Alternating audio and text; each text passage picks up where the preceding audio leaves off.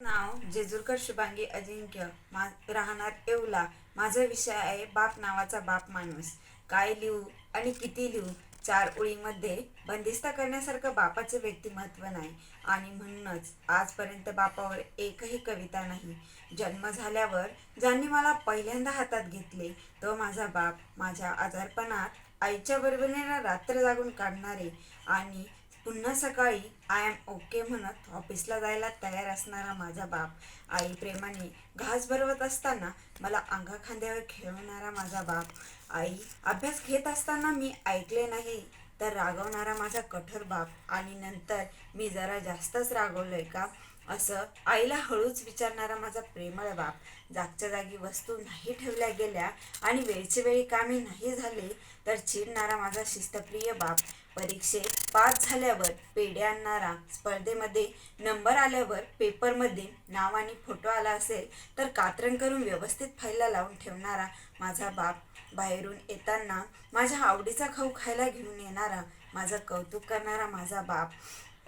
आपल्या बिझी शेड्यूलमध्ये असताना parents teacher मीटिंगसाठी आवर्जून वेळ काढणारा माझा बाप. गॅदरिंगच्या गर्दीत वाट काढत काढत माझे जास्तीत जास्त फोटो काढणारा माझा बाप. माझा नंबर नाही आला तर समजून सांगणारा माझा बाप. नोकरीत व्यस्त असताना आई कोणत्या कर्तव्यात कमी पडणार नाही हे माहिती असून सुद्धा आजी आजोबांच्या गोळ्या औषधाची फोनवर चौकशी करणारा माझा कर्तव्यदक्ष बाप. दिवसा कमीत कमी 2 वेळेला आमच्याशी फोनवर बोलणारा माझा बाप. बाहेरगावी असताना रात्री आमचे फोटो पाहत झोपणारा, आम्हाला मिस करणारा माझा बाप. पोरांसाठी जीव तोडत राहिलेला, हाच तो लक्षात नसलेला बाप. पण ज्याच्याशिवाय दिनदर्शन नाही करू शकत. तंत्रज्ञ, संकलक, पडद्यामागचे सगळे कलाकार आणि सगळ्यात महत्त्वाचं म्हणजे निर्माता, या सगळ्याच्या भूमिकेत फक्त एकच व्यक्ती आणि तो म्हणजे माझा बाप. मला त्याचा अभिमान आहे. आई लहानपणापासून मुलांना सांगते, इकडे जाऊ नको, बाबा मारेल. तिकडे जाऊ नको, बाबा मारेल. अरे नदीवर जाऊ नको, बाबा मारेल. झाडावर चढू नको, बाबा मारेल. शाळेत जा नाहीतर तुझ्या बापाला नाव सांगणार म्हणजे सांगणार. अभ्यास कर नाहीतर तुझ्या बापाला नाव सांगेल. बापाच्या दक्षतेखाली पोरगं शाळेत जायला लागतं आणि प्रेम आईवर करायला लागतं. बापाच्या भीतीमुळं पोरगं अभ्यास करतं आणि प्रेम आईवर करतं. आईला सर्वस्व अर्पण करतं. पोरगं बापापासून 4 हात लांबच राहतं.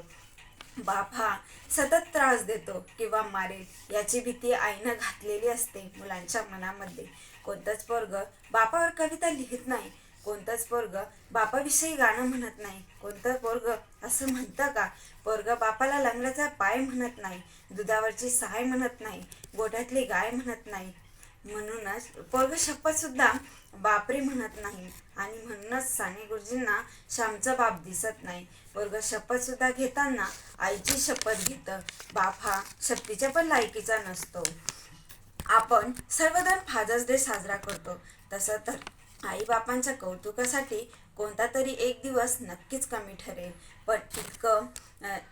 पण इतर दिवशी मनात आलेल्या गोष्टी या एके दिवशी ओठावर आल्या तर छानच वाटेल, नाही का? आई नावाची हिऱ्याची चमक पाहताना जबाबदारी नामक शिंपल्यात दडलेला बाप नावाचा अमूल्य मोती बरेचदा दुर्लक्षितच राहतो. बाप या शब्दासोबतच मनाला एक आदरयुक्त भीती वाटते. ही भीती तसं पाहायला गेलं तर योग्यच, नाही का?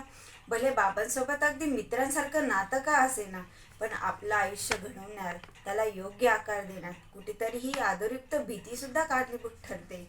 म्हणूनच या स्पर्धेच्या युगात तंग धरून राहण्यासाठी आपण तितके सक्षम असतो, कारण हा बाबा नावाचा माणूस स्वप्न पाहण्याची नजर, ती स्वप्न पूर्ण करण्याचे बळ देत असतो.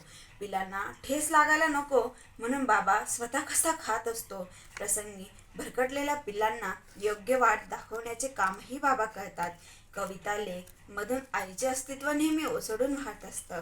अर्थात ते तिच्या हक्काचं आहे, पण बाबा मात्र काही मोजक्या वैचारिक ओळीमध्ये समाधान मानावं लागतं. कधीतरी असं वाटलं की बाबांच्या लपून राहिलेल्या प्रेमासाठी जणू शब्दही लपून राहतात. दिवसभराची कष्ट करणारी आई बघताना पडद्यामागचा राबणारा बाबा कित्येकदा अलिप्तच असतो. बाबा, पप्पा, डॅडी बोलायला ऐकायला किती छान वाटतंय ना. पण आपण कधी कधी जाणून बुजून मुद्दामून त्यांना बाप या नावाने संबोधतो. आज अशा एका बापाची कहाणी. आई घराचे मांगल्य असते तर वडील घराचे अस्तित्व असते. पण आपण या अस्तित्वाला कधी समजून घेतलंय का? त्यांच्याविषयी अजून तरी फारसे चांगले बोलले जात आहे नाही. लोकांनी वडील रेखाटलेले आहे, ते पण तापट, व्यसनी, चिरखोर, भांडखोर, मारझोड करणारे. असे नाही, वडील असतीलही 1-2%. पण बाकीच्या चांगल्या वडिलांबद्दल काय? आईकडे अश्रूंचे पाठ असतात, ती रडून मोकळी होते. पण सात्वन वडिलांनाच करावे लागते. आणि रडणाऱ्यांपेक्षा सात्वन करणाऱ्याला जास्त ताण पडतो. कारण ज्योतीपेक्षा समयी जास्त तापत असते आणि श्रेय मात्र ज्योती घेऊन जाते. रोजच्या जेवणाची सोय करणारी आई आपल्या लक्षात राहते, पण आयुष्याच्या शिदोरीची सोय करणारा बाप आपण किती सहज विसरून जातो. आई सर्वांसमोर मोकळेपणाने दुःख व्यक्त करते, पण रात्री उशीत तोंड खुपसून मुसमुसतात ते आपले वडीलच असतात. जिजाऊंनी शुभमरण घडविले असे अवश्य म्हणता येईल, पण त्याच वेळी शहाजीराजांची ओढताण लक्षात घ्यावी. देवकी यशोदेचे कौतुक अवश्य करावे, पण त्याच वेळी भरपुरात डोक्यावरून पुत्राला घेऊन जाणारा वासुदेव आठवावा. राम हा कौशल्याचा पुत्र अवश्य आहे, पण पुत्र वियोगाने तडफडून मारणारा बाप राजा दशरथ होता. वडिलांची टाचा झिजलेली चप्पल आणि फाटलेली बनियान पाहिलं की कळते, नशिबाची भोग त्यांच्या बनियानला पडली आहे. त्यांचा दाढी वाढलेला चेहरा त्यांची काटकसर दाखवतो. मुलांना कपडे घेतील, बायकोला साडी घेतील, पण स्वतः मात्र जुनेच कपडे वापरतील. मुलगा सलूनमध्ये 50 रुपये खर्चतो, मुलगी पार्लरमध्ये 100-1 रुपये खर्चते, 100-1 रुपये खर्चेल. पण त्याच घरातील बाप दाढीचा साबण संपला तर आंघोळीच्या साबणाने दाढी करतील. कधी कधी तोही नसला तर पाणी लावून दाढी खरडतील. बाबा कधी आजारी पडले तर ते कधी डॉक्टरकडे जात नाही. मुळात ते आजारपणाला घाबरत नसता हो. त्यांना काळजी असते ती डॉक्टरांनी महिनाभर आराम करायला लावण्याची. कारण मुलीचे लग्न, मुलाचे शिक्षण, घरातील सर्व खर्च त्यांची काळजी असते. कारण उत्पन्नाचे साधन ही फक्त तेच असतात. ऐपत नसली तर सर्व खर्च काटकसर करून मुलाला मेडिकल, इंजिनियर यासारख्या महागड्या शिक्षणाचा खर्च सोसतात.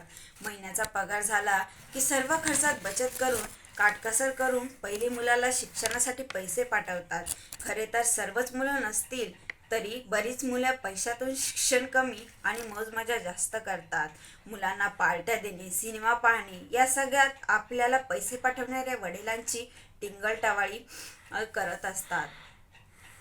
तीच मुले एकमेकांना वडिलांच्या नावाने हाक मारणे, त्यांच्या स्वभावाची टर उडवणे असले प्रकार चालू असतात.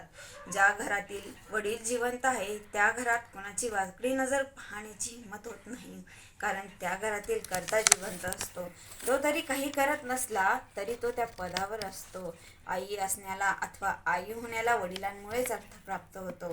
कोणत्याही परीक्षेचा निकाल लागला की जवळ वाटते ती आई, कारण ती जवळ घेते, कौतुक करते, प्रेम करते, गोंजारते. पण गुपचूप जाऊन पेढे आणणारा, अभिमानाने सर्वांना सांगणारा बाप कोणालाच दिसत नाही. चटका बसला, ठेस लागली, फटका बसला तर तोडून आई हा शब्द बाहेर पडतो. पण एखादा मोठा रस्ता ओलांडताना अचानक एखाद्या ट्रकने जोरात ब्रेक मारून मोठे संकट टळले तर त्यावेळी आपण बापरे असंच म्हणतो. छोटी छोटी संकट आई सोसती हो, पण मोठी मोठी वादळे पेटवताना बापच आठवतं. काय पटतंय का? एखाद्या मंगल प्रसंगी अखंड कुटुंब सहभागी होत असते, पण एखाद्याची मयत झाली तर बापालाच जावे लागते. मुलांच्या नोकरीसाठी साहेबांपुढे लाचार होणारा बाप, मुलीच्या स्थळासाठी उंबरे झिजवणारा बाप, घरच्यांसाठी स्वतः व्यथा दडपवणारा बाप खरंच किती ग्रेट असतो. वडिलांचे खरे महत्त्व त्यांनाच कळते ज्यांचे वडील लहानपणीच जातात. घराच्या सर्व जबाबदाऱ्या पेलाव्या लागतात. एक एक गोष्टीसाठी त्यांना तरसावं लागतं. तेच वडिलांचे महत्त्व समजतात. वडिलांना समजून घेणारी एकमेव व्यक्ती असते ती त्यांची म्हणजे मुलगी. सासरी गेल्यावरही अथवा घरापासून दूर असतानाही ती फक्त फोनवर बोलताना वडिलांचा आवाज जरी बदलला असला तरी त्यावरून 17 प्रश्न विचारणारी त्यांची विचारपूस करेल. वडिलांना खऱ्या अर्थाने ओळखते ते त्यांची मुलगीच असते आणि वडिलांना जपणारी त्यांची काळजी करणारी ही मुलगीच असते. आणि एवढीच अपेक्षा एक वडील सर्वांपासून करत असतो. अशा या बाप नावाच्या माणसाला समजायला आपण का कमी पडतो? धन्यवाद.